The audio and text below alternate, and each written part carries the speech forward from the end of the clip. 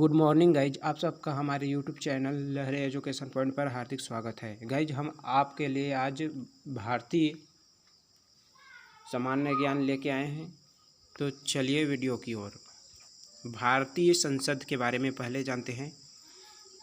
भारत की संघीय व्यवस्थापिका को किस नाम से जाना जाता है?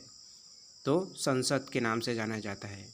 भारत की संघीय व्यवस्थापिका को किस नाम से जाना जाता है? तो दोस्तों संसद के नाम से जाना जाता है। भारतीय संसद के अंग हैं, भारतीय संसद के अंग हैं तो लोकसभा, राज्यसभा और राष्ट्रपति। भारतीय संसद के अंग हैं, कौन कौन से हैं दोस्तों? लोकसभा, राज्यसभा और राष्ट्रपति। संसद के कितने सदन हैं? तो संसद के कुल 2 सदन होते हैं, एक राज्यसभा और दूसरा लोकसभा। संसद के किस सदन को प्रतिनिधि सभा कहा जाता है? तो संसद के जो लोकसभा होता है उसे प्रतिनिधि सदन कहा जाता है। संसद का स्थायी सदन कौन सा है? तो संसद का स्थायी सदन राज्यसभा होता है, जिसे उच्च सदन भी कहा जाता है। भारतीय संसद का तीसरा अंग कौन सा है? तो भारतीय संसद का तीसरा अंग राष्ट्रपति है। भारतीय संसद का तीसरा अंग कौन है? तो राष्ट्रपति। भारत के 2 क्रमिक अधिवेशनों के मध्य कितना समय अंतराल होता है? तो भारत के संसद के 2 क्रमिक अधिवेशनों के मध्य 6 माह का अंतर होता है।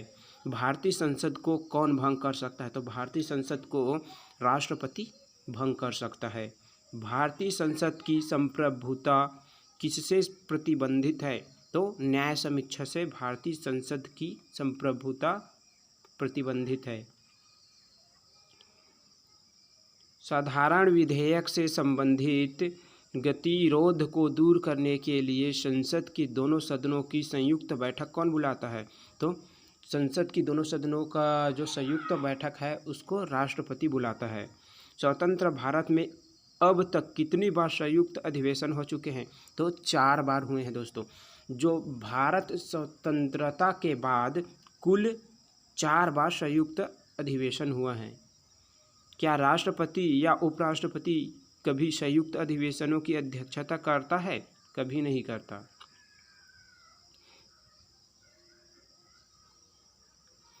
एक वर्ष में कम से कम कितनी बार संसद की बैठक होना आवश्यक है? तो 2 बार होना आवश्यक है। एक वर्ष में कम से कम 2 बार संसद का बैठक होना आवश्यक है। संसद के दोनों सदनों के संयुक्त अधिवेशनों की अध्यक्षता कौन करता है? तो लोकसभा अध्यक्ष करता है। संसद के दोनों सदनों का जब संयुक्त अधिवेशन बुलाया जाता है तो उसकी अध्यक्षता जो है ना लोकसभा अध्यक्ष करता है। जैसे राज्यसभा और लोकसभा का संयुक्त अधिवेशन बुलाया जाता है तो राज्यसभा का जो सभापति है वह नहीं करेगा, वो जो लोकसभा के जो अध्यक्ष होते हैं जैसे ओम बिड़ला हैं अभी वर्तमान में, वह करेगा संयुक्त अधिवेशन की अध्यक्षता। संसद के दोनों सदनों का सत्रावसान कौन करता है? तो राष्ट्रपति करता है। संसद के दोनों सदनों का सत्रावसान राष्ट्रपति करता है। संसदीय प्रणाली में कौन सी प्रथा भारत की देन है? तो शून्यकाल। संसदीय प्रणाली में शून्यकाल जो है वह भारत की देन है। जवाहरलाल नेहरू के बाद भारत के प्रधानमंत्री कौन बने हैं? तो गुलजारीलाल नंदा। पहले जवाहरलाल नेहरू थे, उसके बाद कौन बना? गुलजारीलाल नंदा बने थे। भारतीय शासन प्रणाली में वास्तविक कार्यपालिका की शक्ति किसके पास होती है? तो संसदीय शासन प्रणाली में वास्तविक कार्यपालिका शक्ति प्रधानमंत्री के पास होती है। संसदीय शासन प्रणाली है हमारे भारत में, तो इसकी वास्तविक जो कार्यपालिका शक्ति है वह प्रधानमंत्री के पास होती है। सबसे कम आयु में प्रधानमंत्री कौन बने? तो सबसे कम आयु में अभी तक जो प्रधानमंत्री बने हैं उनमें से राजीव गांधी हैं। लोकसभा में बहुमत दल का नेता कौन होता है? तो लोकसभा में बहुमत दल का नेता प्रधानमंत्री होता है। वर्तमान में अभी लोकसभा के बहुमत दल का नेता कौन है? तो श्री नरेंद्र मोदी जी हैं।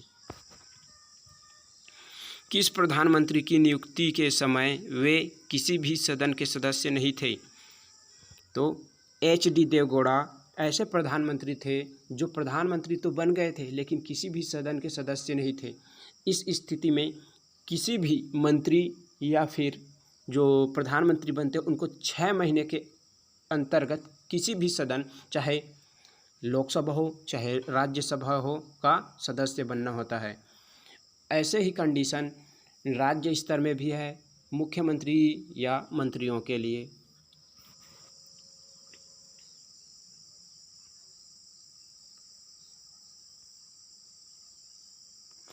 कौन से प्रधानमंत्री एक भी दिन संसद नहीं गए? तो चौधरी चरण सिंह जो थे ऐसे प्रधानमंत्री थे जो एक भी दिन संसद की संसदीय प्रणाली की बैठक में नहीं गए हैं। यथार्थ कार्यपालिका की समस्त सत्ता किसमें निहित होती है? तो मंत्रिपरिषद में निहित होती है। कार्यपालिका की जो शक्ति होती है वह मंत्रिपरिषद में निहित होती है। संघीय मंत्रिपरिषद के मंत्री किसके प्रति उत्तरदायी होते हैं? तो जो मंत्रिपरिषद का जो सदस्य होता है, जैसे कैबिनेट जिसे कहा जाता है, वह जैसे लोकसभा का है तो लोकसभा के प्रति उत्तरदायी होंगे, और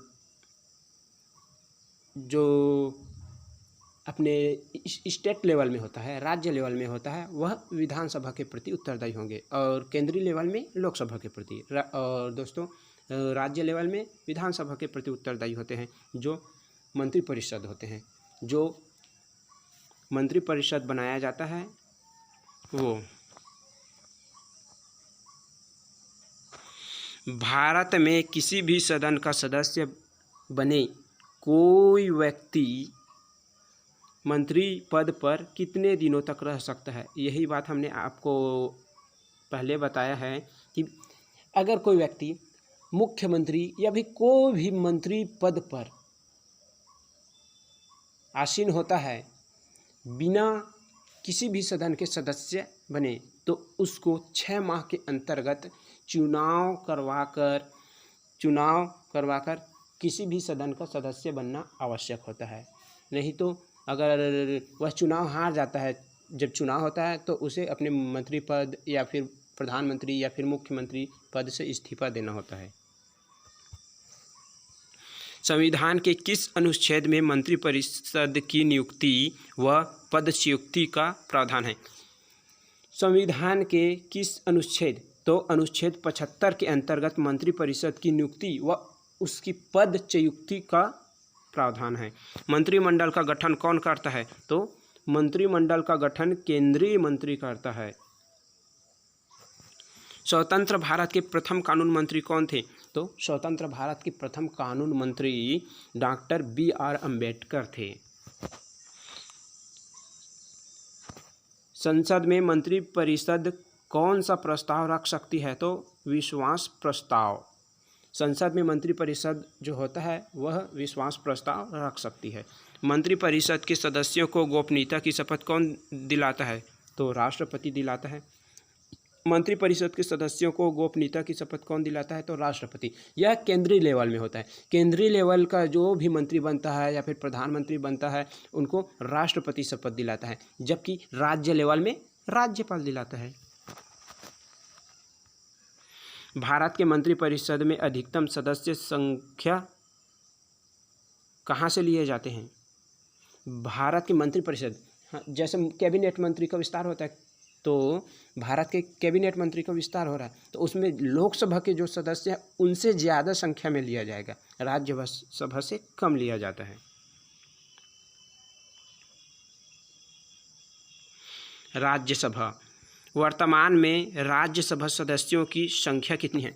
जो वर्तमान में हैं राज्यसभा सदस्य संख्या 245 है, और सबसे ज़्यादा कहाँ का है? तो उत्तर प्रदेश की। लोकसभा और राज्यसभा दोनों में उस उत्तर प्रदेश की जो सदस्य संख्या है वह सबसे ज़्यादा है। राज्यसभा के लिए प्रत्येक राज्य के प्रतिनिधियों का चुनाव कौन करता है? तो विधानसभा के निर्वाचित सदस्य।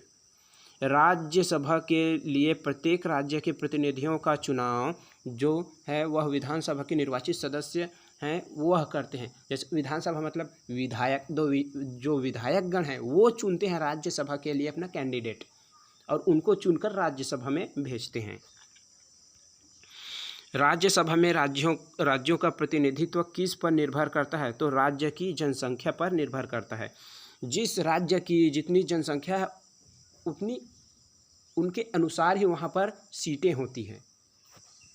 जैसे हमारा छत्तीसगढ़ है तो छत्तीसगढ़ में राज्यसभा 5 सीट हैं जनसंख्या के आधार पर। राज्यसभा में किस राज्य के प्रतिनिधियों की संख्या सर्वाधिक है? तो उत्तर प्रदेश। मैंने पहले ही बताया है कि राज्यसभा और लोकसभा में जो सदस्य संख्या है, सदस्यगण जो चुन के जाते हैं वह उत्तर प्रदेश की संख्या ज़्यादा है। राज्यसभा सदस्य का कार्यकाल कितना होता है? तो हाँ, जो राज्यसभा के सदस्य होते हैं उनका कार्यकाल 6 वर्षों तक होता है। राज्यसभा का सदस्य बनने के लिए न्यूनतम आयु कितनी होती है? तो जो व्यक्ति राज्यसभा का सदस्य बनता है उसकी न्यूनतम आयु कम से कम 30 वर्ष होनी चाहिए। किस सदन को भंग नहीं किया जा सकता? तो राज्यसभा ऐसा सदन है जिसे भंग नहीं किया जा सकता। लोकसभा व राज्यसभा में गण पूर्ति संख्या क्या है? तो कुल सदस्य संख्या का 1/10वां भाग। लोकसभा व राज्यसभा में गण पूर्ति संख्या क्या है? तो कुल सदस्य संख्या का 1/10वां भाग। यह लोकसभा और राज्यसभा के लिए निर्धारित है, लेकिन जो राज्य का विधानसभा का गण पूर्ति है उनके लिए 10वां भाग जरूरी होता है। 10 गण पूर्ति के लिए कितना? 10 जरूरी होता है।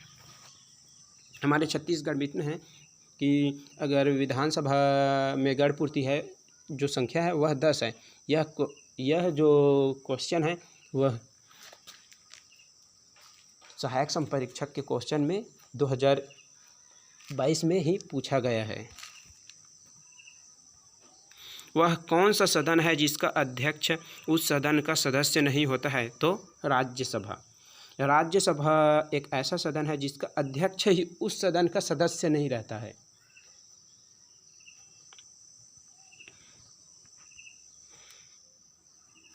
लोकसभा द्वारा पारित धन विधेयक राज्यसभा को प्राप्त होने के कितने दिन बाद तक लोकसभा को लौटाया जा सकता है? तो लोकसभा द्वारा पारित धन विधेयक राज्यसभा को प्राप्त होने के 14 दिन बाद तक लोकसभा को लौटाया जा सकता है। 14 दिन बाद लौटाया जाता है, ठीक है। राज्यसभा एक स्थायी सदन है क्योंकि यह कभी भंग नहीं होता और इसके 1/3 सदस्य प्रति 2 वर्ष बाद सेवानिवृत्ति हो जाते हैं। राज्यसभा के सदस्यों को नामित करने का अधिकार किसको है? तो राष्ट्रपति को है। राज्यसभा के जो सदस्य हैं उनको नामित करने का अधिकार राष्ट्रपति को प्राप्त है। राज्यसभा का पहली बार गठन कब हुआ? तो 3 अप्रैल 1952 ईस्वी में। यह बहुत ही इम्पोर्टेंट क्वेश्चन है दोस्तों। राज्यसभा का पहली बार गठन कब हुआ? तो 3 अप्रैल 1952। मैं बार बार बता रहा हूँ आप लोगों को कि ध्यान से मस्त पढ़िए और अपने लक्ष्य को प्राप्त करिए। राज्यसभा का पहली बार गठन कब हुआ? तो 3 अप्रैल 1952 ईस्वी में। राज्यसभा की प्रथम बैठक कब हुई? यह भी एक महत्वपूर्ण क्वेश्चन है कि राज्यसभा की प्रथम बैठक कब हुई। अनेक एग्जामों में इसे पूछा गया है। तो 13 मई 1952 ईस्वी में। तो राज्यसभा का पहली बार गठन कब हुआ? तो 3 अप्रैल 1952 ईस्वी में। और प्रथम बैठक राज्यसभा का कब हुआ? तो 13 मई 1952 ईस्वी में। यह दोनों क्वेश्चन ही अपने आप में एक अति महत्वपूर्ण क्वेश्चन हैं। अब राज्य की नीति निर्देशक तत्व के बारे में जानते हैं। तो चलिए, भारतीय संविधान में राज्य में नीति निर्देशक सिद्धांतों को शामिल करने का मुख्य उद्देश्य क्या है? जो भारतीय संविधान में है उसमें राज्य के नीति निर्देशक तत्व को शामिल किया गया है, लेकिन उसका उद्देश्य क्या है इसके बारे में जानें। तो कल्याणकारी राज्य की स्थापना करना। भारतीय संविधान में राज्य में नीति निर्देशक सिद्धांतों को शामिल करने का उद्देश्य यह है कि कल्याणकारी राज्य बनाना इसका मुख्य उद्देश्य है। भारतीय संविधान का कौन सा अंग समाजवादी व्यवस्था करने की प्रेरणा देता है? तो नीति निर्देशक तत्व। भारतीय संविधान का जो नीति निर्देशक तत्व है वह समाजवादी व्यवस्था करने की प्रेरणा देता है। संविधान में कल्याणकारी राज्य का आदेश कौन देता है? तो संविधान में कल्याणकारी राज्य का आदेश नीति निर्देशक तत्व देता है। नीति निर्देशक तत्वों का क्रियान्वयन किस पर निर्भर करता है? तो सरकार के पास उपलब्ध संसाधनों पर निर्भर करता है।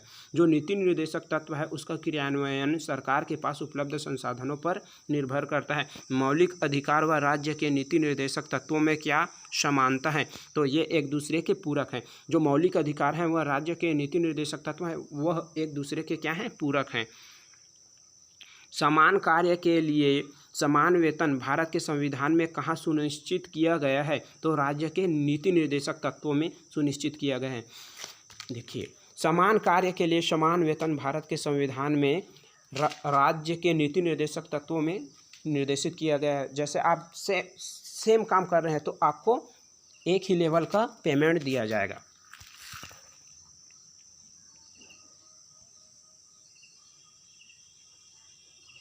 संविधान का कौन सा अंश भारत के नागरिकों को आर्थिक न्याय प्रदान करने का संकेत देता है? तो संविधान का नीति निर्देशक तत्व भारत के नागरिकों को आर्थिक न्याय प्रदान करने का संकेत करता है। तो जो नीति निर्देशक तत्व है वह भारत के नागरिकों को आर्थिक न्याय प्रदान करता है। राज्य के नीति निर्देशक सिद्धांतों में से किस अनुच्छेद का संबंध अंतर्राष्ट्रीय शांति और सुरक्षा के सर्वन से है? तो अनुच्छेद 51।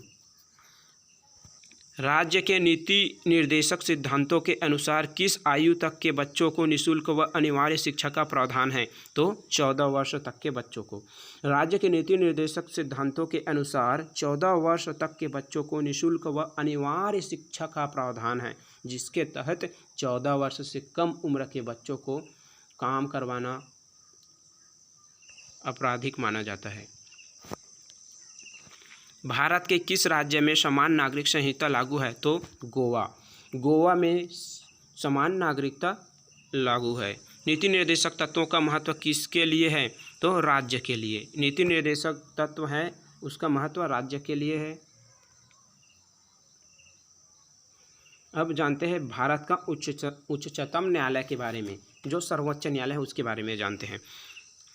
संविधान का संरक्षक व व्याख्याकार कौन है? तो जो संविधान की रक्षा करता है और उसकी व्याख्या करने वाला कौन है? तो सर्वोच्च न्यायालय है। संविधान के किस भाग में संघीय व्यवस्थापिका का उल्लेख है? तो भाग 5 में। संविधान के भाग 5 में संघीय व्यवस्थापिका का उल्लेख किया गया है। किस अधिनियम के अंतर्गत सर्वोच्च न्यायालय की स्थापना हुई? तो रेगुलेटिंग एक्ट 1773 अधिनियम के तहत सर्वोच्च न्यायालय की स्थापना हुई। एक बार और पढ़ लेते हैं। किस अधिनियम के अंतर्गत सर्वोच्च न्यायालय की स्थापना हुई? तो रेगुलेटिंग एक्ट 1773 के अंतर्गत भारत में सर्वोच्च न्यायालय की स्थापना हुई थी। उच्चतम न्यायालय में न्यायाधीशों की संख्या में वृद्धि करने का अधिकार किसको है? जो सर्वोच्च न्यायालय है उसमें न्यायाधीशों की संख्या में वृद्धि कौन कर सकता है? तो संसद कर सकता है। वर्तमान में सर्वोच्च न्यायालय में मुख्य न्यायाधीश सहित न्यायाधीशों की कुल संख्या कितनी है? तो 31 है। वर्तमान में जो सर्वोच्च न्यायालय है उसमें मुख्य न्यायाधीश को मिलाकर न्यायाधीशों की कुल संख्या कितनी है दोस्तों? तो 31 है। सर्वोच्च न्यायालय के न्यायाधीश की नियुक्ति कौन करता है? तो राष्ट्रपति करता है। उच्चतम न्यायालय के न्यायाधीशों की सेवानिवृत्ति की आयु कितनी वर्ष है? तो 65 वर्ष। जो सर्वोच्च न्यायालय के हैं न्यायाधीश उनकी उच्चतम न्यायालय मतलब वह 65 वर्ष तक की आयु तक अपना सेवा प्रदान करते हैं। सर्वोच्च न्यायालय का गठन एवं उसकी शक्तियां व न्यायाधीशों को हटाने की विधि किस देश के संविधान से ली गई है? तो अमेरिका के संविधान से ली गई है। इसमें बोल रहा है सर्वोच्च न्यायालय का गठन एवं उसकी शक्तियां व न्यायाधीशों को हटाने की विधि किस देश के संविधान से ली गई है? तो अमेरिका से ली गई है। क्या सेवानिवृत्ति के पश्चात सर्वोच्च न्यायालय के न्यायाधीश किसी जगह वकालत कर सकते हैं? नहीं। अगर सर्वोच्च न्यायालय का कोई भी न्यायाधीश है वह वकालत करना चाहता है सेवानिवृत्ति के बाद तो वह नहीं कर सकता है। किस अनुच्छेद में उच्चतम न्यायालय को परामर्शदाता बनाया गया है? तो अनुच्छेद 143 के अंतर्गत। अनुच्छेद 143 में उच्चतम न्यायालय को परामर्शदाता बनाया गया है। न्यायिक पुनर्विलोकन का अधिकार किसे है? तो स्वतंत्र।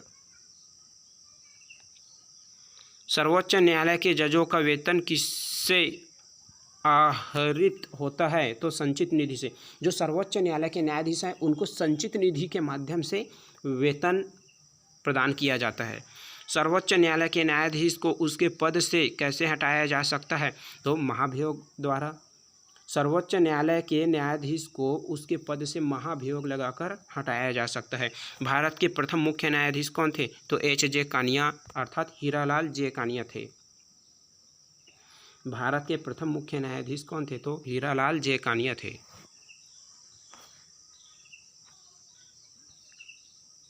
अब लोकसभा अध्यक्ष के बारे में जानते हैं।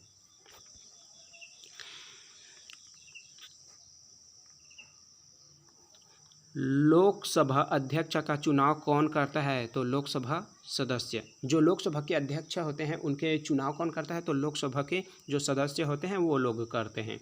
लोकसभा का अस्थायी अध्यक्ष कौन नियुक्त करता है? तो राष्ट्रपति। जो लोकसभा का अस्थायी अध्यक्ष होता है उसकी नियुक्ति राष्ट्रपति करता है। लोकसभा अध्यक्ष अपना त्याग पत्र किसे देता है? तो लोकसभा उपाध्यक्ष को। जो लोकसभा अध्यक्ष होता है वह अगर त्याग देता है तो वह अपना त्याग पत्र लोकसभा उपाध्यक्ष को देता है।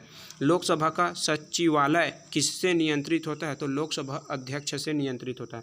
जो लोकसभा का शौचालय है वह लोकसभा अध्यक्ष से नियंत्रित होता है। भारत के प्रथम लोकसभा अध्यक्ष कौन थे? तो जीवी मावलंकर थे। भारत के प्रथम लोकसभा अध्यक्ष कौन थे दोस्तों? तो जीवी मावलंकर थे। भारतीय संसद के दोनों सदनों के संयुक्त अधिवेशन की अध्यक्षता कौन करता है? तो लोकसभा अध्यक्ष करता है। लोकसभा में किसी विधेयक को धन विधेयक के रूप में कौन प्रमाणित करता है? लोकसभा अध्यक्ष। लोकसभा में किसी भी धन विधेयक है उसको धन विधेयक प्रमाणित कौन करता है? तो लोकसभा अध्यक्ष। यह भी क्वेश्चन अनेक एग्जामों में पूछा गया है।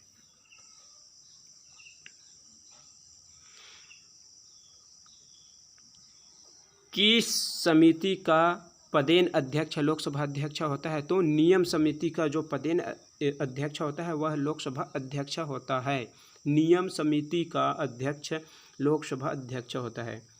लोकसभा महासचिव की नियुक्ति कौन करता है? तो लोकसभा स्पीकर करता है। लोकसभा का महासचिव की नियुक्ति लोकसभा स्पीकर करता है। किस स्पीकर के खिलाफ अविश्वास प्रस्ताव लाया गया? तो K.S. हेगड़े जो स्पीकर थे उसके विरुद्ध अविश्वास प्रस्ताव लाया गया था। लोकसभा का जनक किसे माना जाता है? तो जीवी मावलंकर को। लोकसभा का जनक भारत में जीवी मावलंकर को माना जाता है।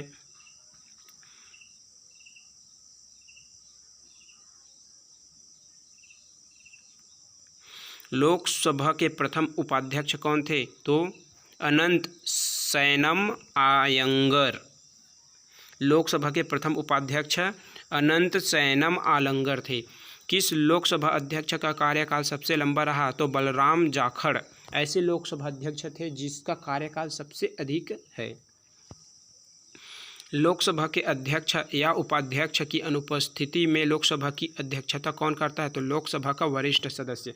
जैसे लोकसभा में अध्यक्ष और उपाध्यक्ष अनुपस्थित हैं तो उसकी अध्यक्षता जो उस सदन में, जो लोकसभा सदन में सर्वोच्च या फिर वरिष्ठ जो सदस्य होते हैं, जो बार बार चुन के गए होते हैं सबसे अधिक बार, वह उनका संचालन करता है।